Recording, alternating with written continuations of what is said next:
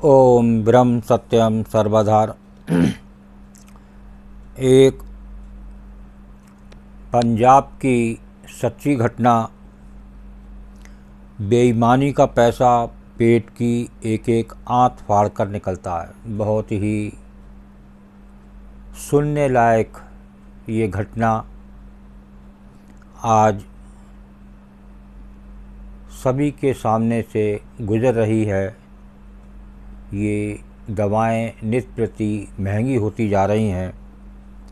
क्या राज है इसमें, इसको श्रवण करें और देखिए ये एक सच्ची घटना मेडिकल की क्या गुजरी।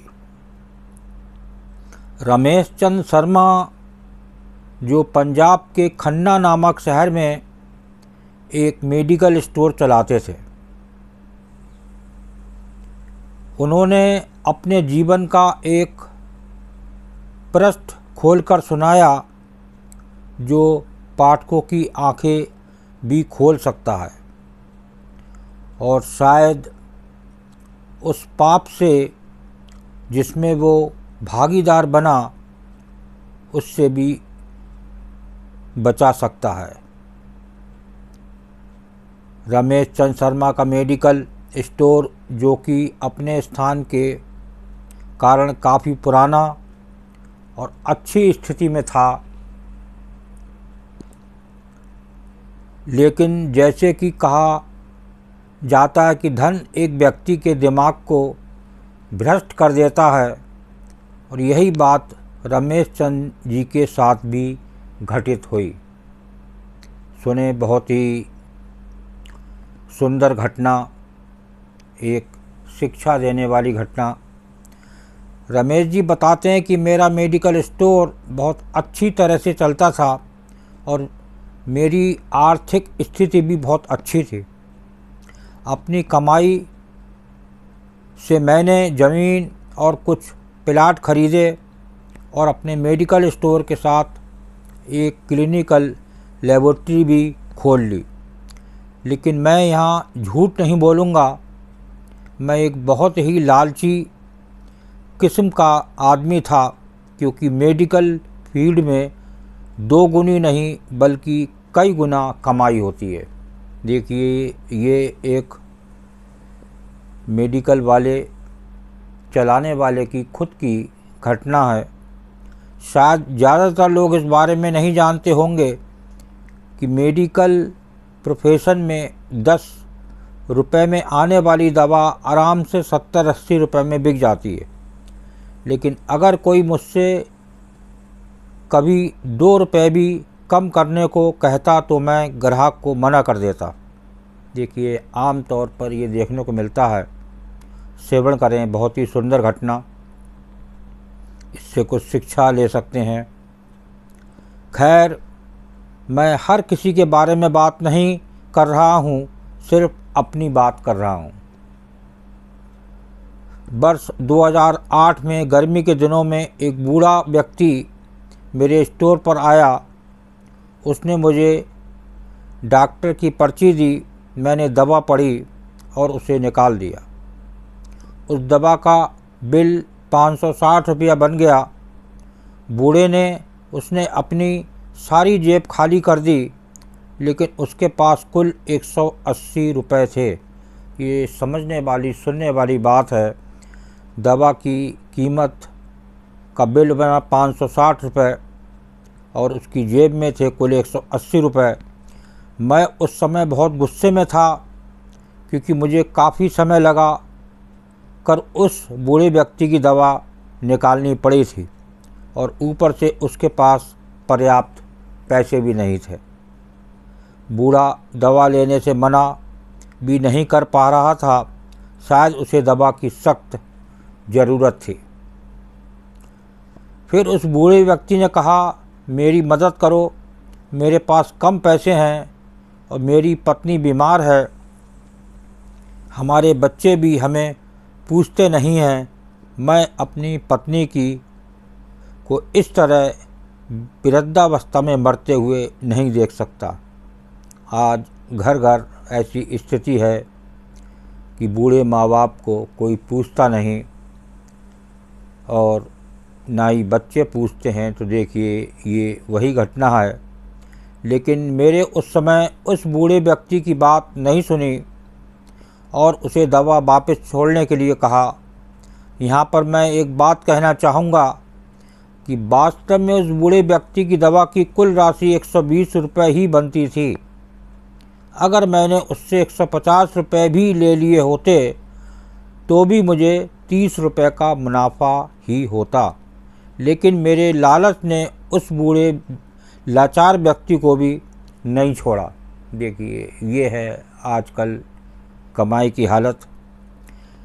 फिर मेरी दुकान पर खड़े एक दूसरे ग्राहक ने अपनी जेब से पैसे निकाले और उस बूढ़े आदमी के लिए दवा खरीदी, लेकिन इसका भी मुझ पर कोई असर नहीं हुआ। मैंने पैसे लिए और बूढ़े को दवाई दे दी। समय बीतता गया और वर्ष 2009 आ गया। मेरे इकलौते बेटे को ब्रेन ट्यूमर हो गया। पहले तो हमें पता ही नहीं चला, लेकिन जब पता चला तो बेटा मृत्यु के कगार पर था। देखिए एकदम 2000 की घटना 8 की 9 में उसके बेटे पर आ बीती। पैसा बहता रहा और लड़के की बीमारी खराब होती गई। प्लाट बिक गया, ज़मीन बिक गई और आखिरकार मेडिकल स्टोर भी बिक गया। लेकिन मेरे बेटे की तबीयत बिल्कुल नहीं सुधरी।